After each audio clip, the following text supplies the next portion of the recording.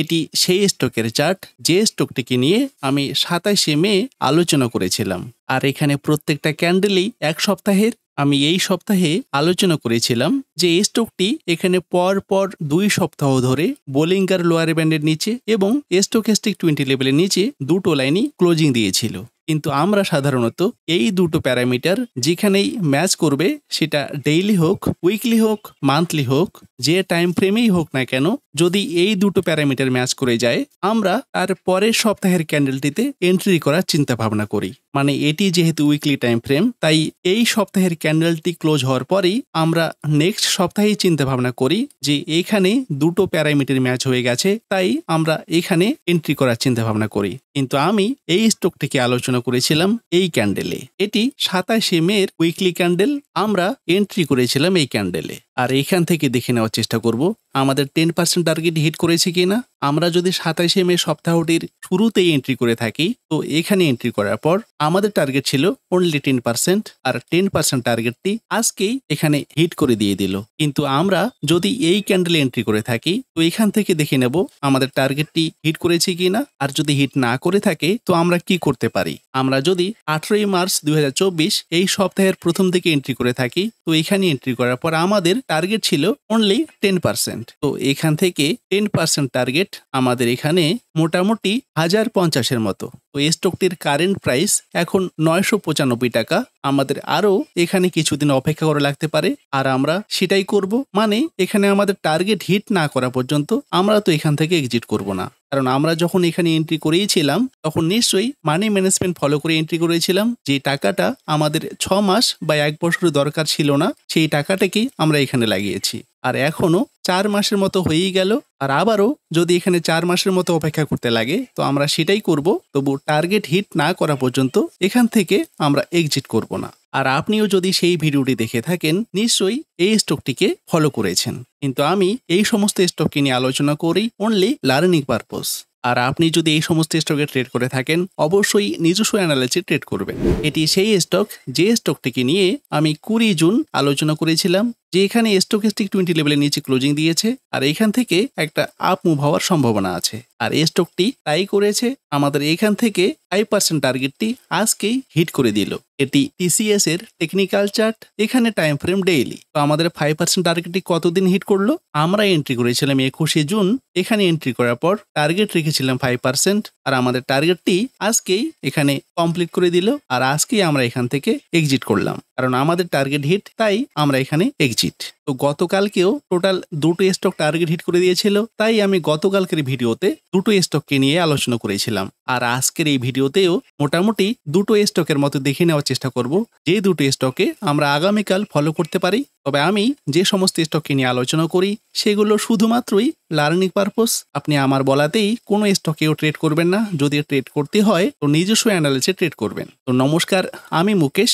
আবারও একটি নতুন ভিডিওতে আপনাকে স্বাগত। আপনি যদি আমাদের এই চ্যানেলে নতুন হয়ে থাকেন, চ্যানেলটি সাবস্ক্রাইব করে এরকম ইনফরমেটিভ ভিডিও সবার আগে পাওয়ার জন্য পাশের বেল আইকনে ক্লিক করে রাখবেন। স্টকটি এখানে পর 3 দিন স্টকেস্টিক 20 লেভেলের নিচে ক্লোজিং দিয়েছিল।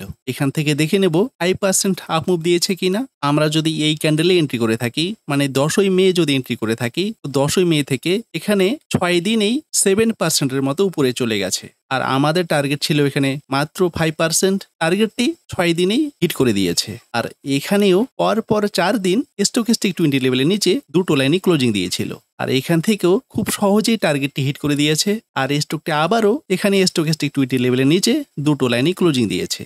আর যেখান থেকে হতে পারে একটা আপ মুভ। আর যদি একটা আপ মুভ দিয়েই দেয়, তো আমাদের 5% টার্গেটটি হয়তো হিট করে দিতে পারে। তাই এই স্টকটিকে আমরা আগামীকালকের জন্য র্যাডারে রেখে ফলো করতে পারি। Target only 5%। কিন্তু এখানে এন্ট্রি করব আমরা মানি ম্যানেজমেন্ট ফলো করেই, কারণ এখানে এন্ট্রি করার পর এরকম করে টার্গেট হিট করে দেবে এরকম কোনো গ্যারান্টি নেই। এখানে এন্ট্রি করার পর 6 মাসও লাগতে পারে টার্গেটটি হিট করতে।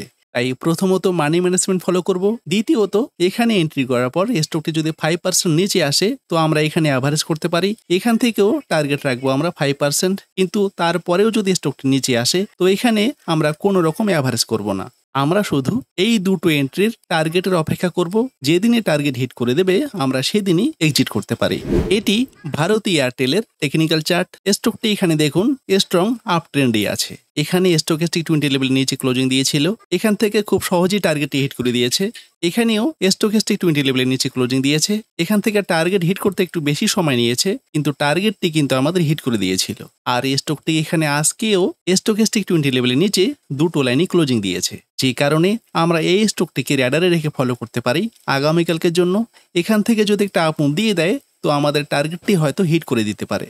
আমরা একবার দেখে নেওয়ার চেষ্টা করব। কারেন্ট প্রাইস 1423 টাকা, আর আমরা যদি আগামীকাল মার্কেট ওপেন হওয়ার সাথে সাথে এন্ট্রি করে থাকি তো টার্গেট হতে পারে আমাদের এখানে 1503 টাকার মতো। কিন্তু আগামীকাল স্টকটি গ্যাপ আপ ওপেন হতে পারে, আবার গ্যাপ ডাউন ওপেন হতে পারে। তাই স্টকটির কারেন্ট কন্ডিশন দেখেই আমরা সিদ্ধান্ত নেব যে এই স্টকে আমরা এন্ট্রি করব কিনা। যদি খুব একটা বেশি গ্যাপ আপ ওপেন না হয়ে থাকে তো আমরা এই স্টকটিকে ফলো করতে পারি, কিন্তু খুব বেশি গ্যাপ আপ ওপেন হয়ে গেলেই আমরা এই সমস্ত স্টককে অ্যাভয়েড করব। স্টকটি এখানে পর 3 দিন স্টকেস্টিক 20 লেভেলের নিচে ক্লোজিং দিয়েছিল, এখানেও পর 3 দিন স্টকেস্টিক 20 লেভেলের নিচে ক্লোজিং দিয়েছিল। এখান থেকে একটা আপ মুভ হয়েছে, মানে টার্গেটটি হিট করে দিয়েছিল, আর এখান থেকেও একটা আপ মুভ হয়েছে, কিন্তু এখানে অনেকগুলো দিন সময় নিয়েছিল। আর এখানে আবারও স্টকটি স্টকেস্টিক 20 লেভেলের নিচে ক্লোজিং দিয়েছে, মানে এখান থেকে একটা সুইং তৈরি করার চেষ্টা করছে, আর এখান থেকে আশা করতে পারি একটা আপ মুভ হবে, আর যদি আপ মুভ হয়েই যায় আমাদের টার্গেটটি হিট করতে পারে। তাই এই স্টকটিকেও আমরা র্যাডারে রেখে ফলো করতে পারি আগামীকালকের জন্য। এটি শ্রীরাম ফিন্যান্সের টেকনিক্যাল চার্ট। আর আমি সাধারণত যে সমস্ত স্টককে আলোচনা করে থাকি বেশিরভাগই ডেইলি টাইম ফ্রেমে। তো টোটাল 3টি স্টক দেখে নিলাম, যে 3টি স্টককে আমরা আগামীকালকের জন্য র্যাডারে রেখে ফলো করতে পারি। তবে কোনো স্টকই রিকমেন্ডেশন নয়। আপনি যদি এই সমস্ত স্টককে ট্রেড করেন তো অবশ্যই নিজস্ব অ্যানালাইসিসে ট্রেড করবেন, কারণ এখানে এন্ট্রি করার পর স্টকটি নিচেও আসতে পারে, আর আপনি যদি এখানে এক্সিট করে যান তো লসটা আপনারই হবে। তাই কোনো একটা স্টকে এন্ট্রি করার আগে নিজস্ব অ্যানালাইসিসটি খুবই জরুরি। তো আজকের মতো এটুকুই। ভিডিওটি যদি ভালো লাগে লাইক ও শেয়ার করবেন, কমেন্ট বক্সে আপনার মতামত জানাবেন। দেখা হচ্ছে নেক্সট ভিডিওতে। ধন্যবাদ, ভালো থাকবেন।